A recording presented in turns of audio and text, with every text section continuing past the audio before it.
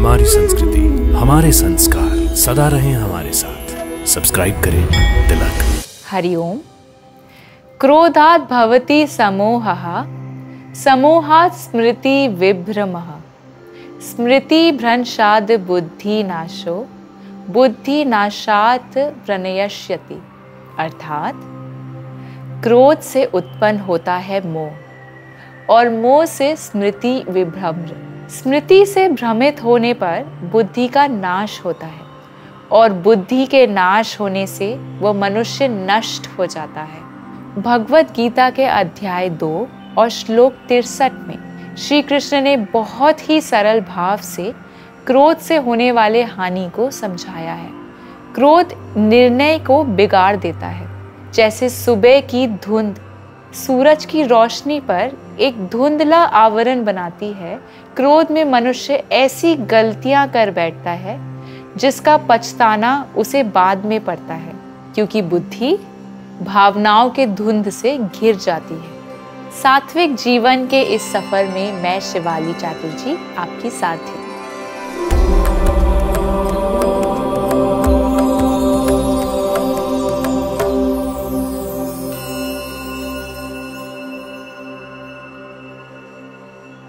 हमने अक्सर ये देखा है, जब सांसें विचलित होती हैं तो मन भी अस्थिर हो जाता है, लेकिन जब सांसें शांत हो जाती हैं तो मन भी स्थिर हो जाता है।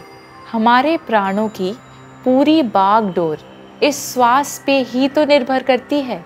क्रोध, दुख, अहम, झगड़ा, इन हर परिस्थितियों में हमारी श्वास अस्थिर हो जाती है। लेकिन इसके ही विपरीत स्थिति जैसे भजन, ज्ञान या फिर किसी भी सुखमय स्थिति में हमारी सांसें नियंत्रित रूप से चलती रहती है, जिसका तात्पर्य है कि अगर श्वास नियंत्रित है तो मन शांत रहेगा। इसीलिए हमें श्वास पर नियंत्रण करना सीखना चाहिए।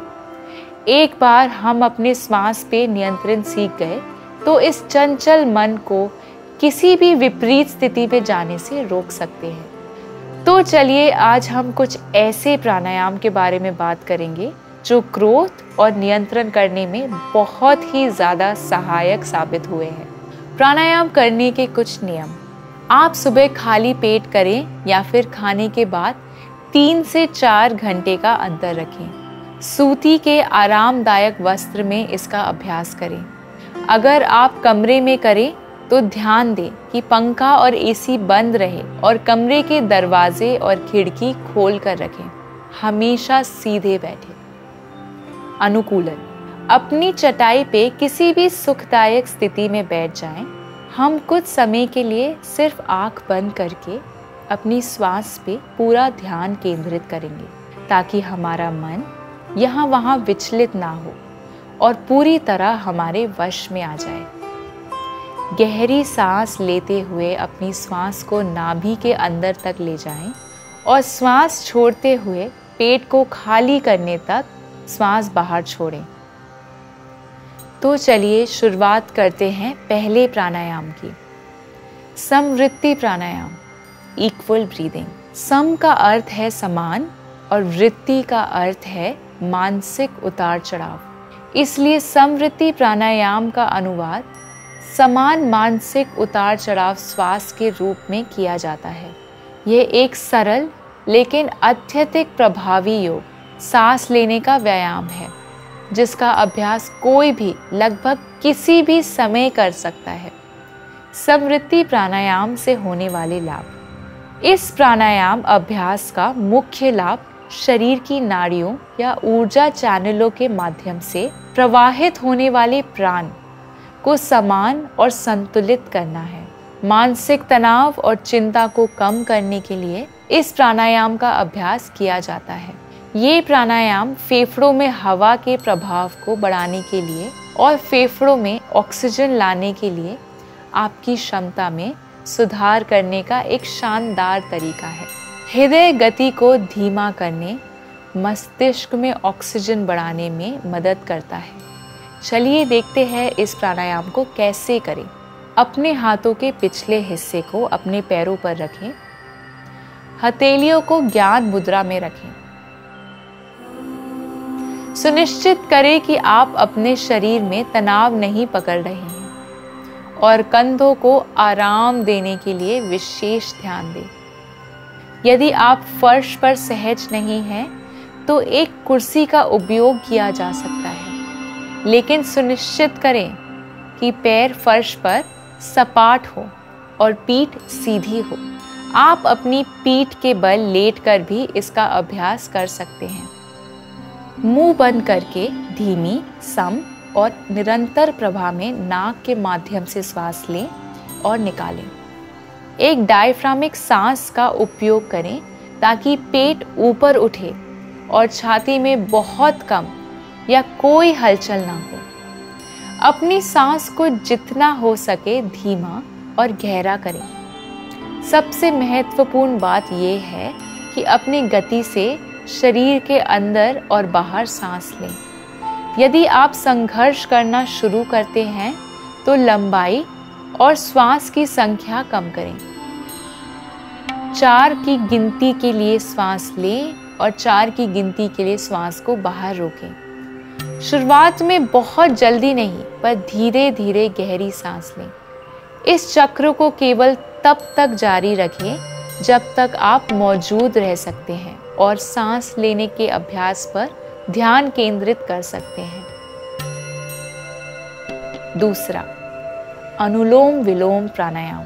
अनुलोम का अर्थ है प्राकृतिक प्रवाह और विलोम का अर्थ है प्राकृतिक प्रवाह से विरुद्ध। ये श्वास तकनीक बाएं और दाएं ऊर्जा चैनलों यानी कि नाड़ियों को संतुलित रखने के लिए उत्तेजित करती है।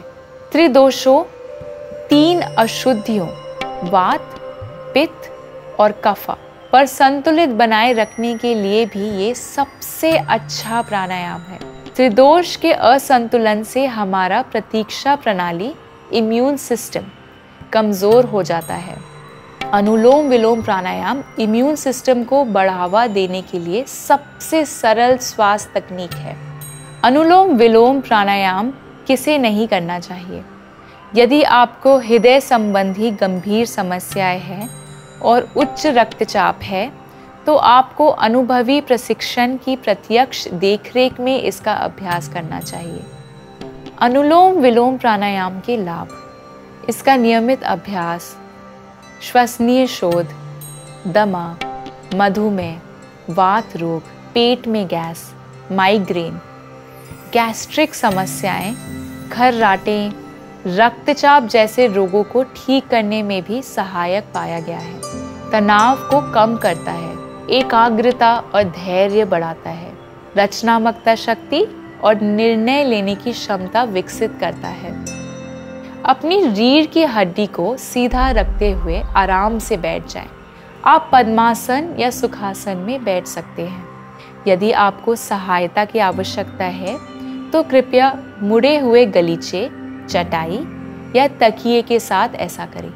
सुनिश्चित करें कि आपका बायां हाथ सीधा है और आपने अपनी हथेली को घुटनों पर रखा है और अपनी उंगलियों को ज्ञान मुद्रा पर रखना चाहिए। अब अपनी आंखें बंद कर लें। अपनी दाहिने नथुने को दाहिने अंगूठों से बंद करें और एकाग्रता बढ़ाने के लिए अपनी तर्जनी उंगली को तीसरे नेत्र पर रखें। फेफड़ों को भरने के लिए बाएं नथुनों से थोड़ा सा बल लेकर श्वास लें। अब अपनी बाएं नासिका को मध्यमा उंगली से बंद कर लें और अपने अंगूठे को दाईं नासिका से छोड़ दें। दाईं नासिका से श्वास छोड़ें और फिर उसी दाईं नासिका से थोड़ा बल लगाकर श्वास लें। फिर से अपनी दाहिने नासिका को दाहिने हाथ के अंगूठों से बंद कर लें और बाईं नासिका से सांस छोड़ें। इस प्रकार से ये एक चक्र पूरा होता है। इस प्रक्रिया को 5 से 10 मिनट तक दोहराएं। शुरुआत में 2:2 का रेशियो रखें, अर्थात अगर आप सांस लेने में 2 सेकंड का समय लेते हैं तो 2 सेकंड में सांस को बाहर भी करें। आप रेशियो 2:4 में बदल सकते हैं।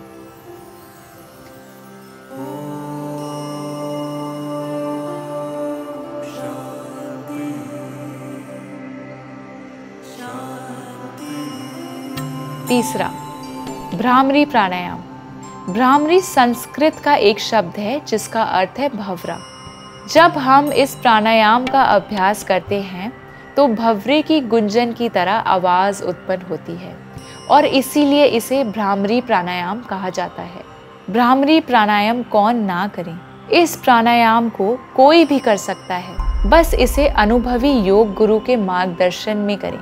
और अगर आपका कान गंभीर संक्रमण यानी कि इन्फेक्शन से पीड़ित है तब इस प्राणायाम का अभ्यास नहीं करना चाहिए। भ्रामरी प्राणायाम करने के फायदे। जब आप तनावग्रस्त, चिंतित या क्रोधित हैं तो आप तुरंत राहत पाने के लिए इसका अभ्यास कर सकते हैं। उच्च रक्तचाप से पीड़ित लोगों के लिए ये एक बहुत ही प्रभावी स्वास्थ्य तकनीक है क्योंकि ये उत्तेजित मन को शांत करती है। अर्धशीर्षी को कम करने में सहायक है। आत्मविश्वास बनाता है। पद्मासन या सुखासन में बैठें।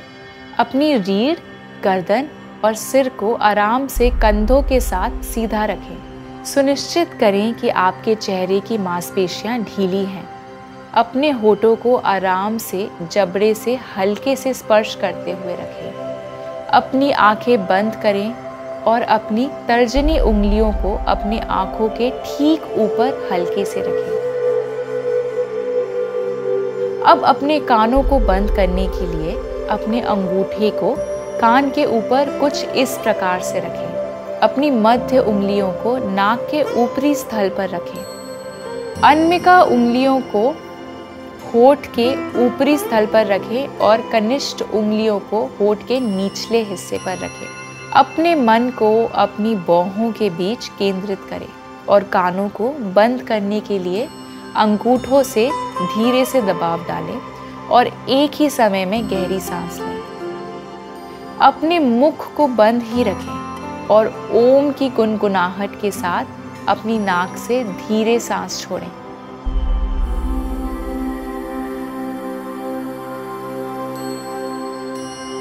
भंवरे की भांति एक सुखदायक गुंजन को महसूस करें।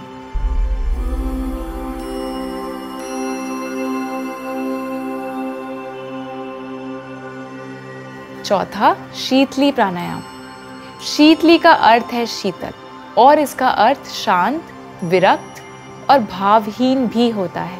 जैसा कि नाम से स्पष्ट है, ये प्राणायाम पूरे शरीर को शीतल करता है। इस प्राणायाम का अभ्यास ना सिर्फ भौतिक शरीर को शीतल करता है बल्कि मस्तिष्क को भी शांत करता है। सर्दी में इस प्राणायाम को ना करें। खांसी या टॉन्सिल से पीड़ित व्यक्तियों को ये प्राणायाम नहीं करना चाहिए। कब्ज के पुराने मरीजों को भी ये प्राणायाम नहीं करना चाहिए। जिनका रक्तचाप कम रहता हो उन्हें इस प्राणायाम को नहीं करना चाहिए। उच्च रक्तचाप, हृदय रोगी और गर्भवती महिलाएं सांस को किसी भी परिस्थिति में ना रोकें। शीतली प्राणायाम करने के लाभ। इस प्राणायाम के नियमित अभ्यास से आप तनाव को बहुत ही हद तक कम कर सकते हैं। ये प्राणायाम गले और क्रोध की बीमारियों के लिए लाभकारी होता है। अगर आप डिप्रेशन या अवसाद से ग्रसित हैं तो इस प्राणायाम का अभ्यास ज़रूर करना चाहिए। ये अवसाद को कम करने में रामबाण का काम करता है। भूख और प्यास को नियंत्रित करने में मददगार होता है। पित्त दोष के असंतुलन से होने वाली बीमारियों में फायदेमंद होता है। शीतली प्राणायाम करने की विधि। सबसे पहले आप पद्मासन या किसी भी आरामदायक आसन में बैठें। आंखों को बंद करें। अब अपने हाथों को ज्ञान मुद्रा या अंजलि मुद्रा में घुटनों पर रखें। दोनों किनारों से जीभा को मोड़कर नली का आकार बना लें। नली के आकार की जीभा से श्वास अंदर खींचकर फेफड़ों को अपनी पूरी क्षमता के साथ भर लें और मुंह बंद कर लें। जालंधर बंद को रोक कर रखें। जालंधर बंद के साथ जब तक श्वास को अंदर रोक सकते हैं रोक कर रखें। जालंधर बंद छोड़ें और धीरे धीरे नासिका से श्वास छोड़ें। ये एक चक्र हुआ। इस तरह से आप शुरुआती दौर में 10 से 15 बार करें और फिर धीरे धीरे प्रतिदिन 15 से 30 मिनट करें।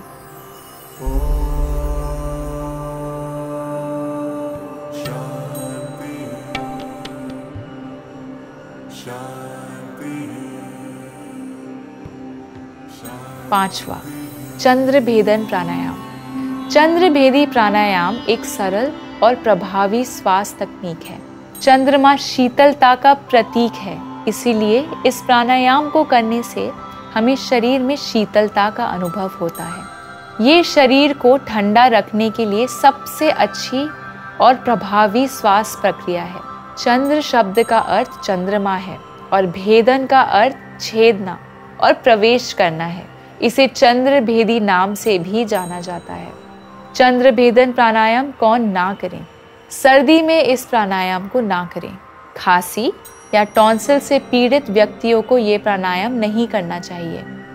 कब्ज के पुराने मरीजों को भी ये प्राणायाम नहीं करना चाहिए। जिनका रक्तचाप कम रहता है उन्हें इस प्राणायाम को नहीं करना चाहिए। हृदय रोगी, उच्च रक्तचाप और गर्भवती महिलाएं श्वास को ना रोकें। चंद्र भेदन प्राणायाम करने के लाभ: शरीर की गर्मी को कम करने में सहायक है। दिल की जलन की समस्या में उपयोगी है। शरीर और मन को ताजगी देता है और आलस्य को दूर करता है।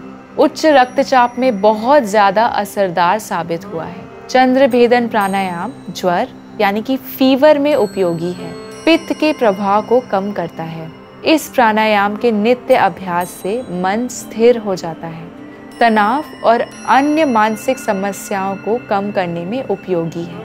चंद्र भेदन प्राणायाम की विधि: पद्मासन या सुखासन में बैठ जाएं। दाहिने नथुने को बंद करने के लिए अपने दाहिने अंगूठे का उपयोग करें।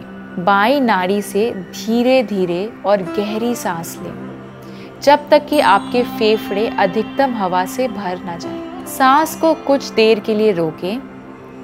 ध्यान दें हृदय रोग, उच्च रक्तचाप और गर्भवती महिलाएं ना रोकें। दाहिनी नाड़ी के माध्यम से धीरे धीरे सांस छोड़ें। सांस छोड़ना सांस लेने से लंबा होना चाहिए।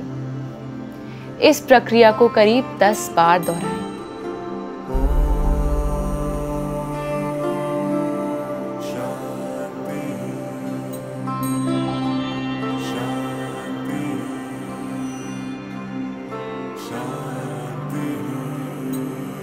कुछ समय के लिए अपने श्वास को महसूस करते हुए आंख बंद करके लेटे रहें और 10 से 15 गहरी सांसें भरें।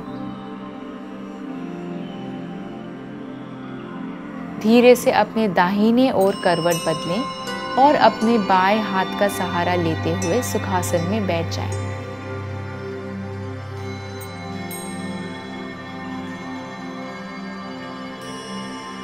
अब अपने दोनों हथेलियों का आपस में अच्छे से घर्षण करें और तब तक करें जब तक आपको अच्छी गर्माहट का अभ्यास ना हो।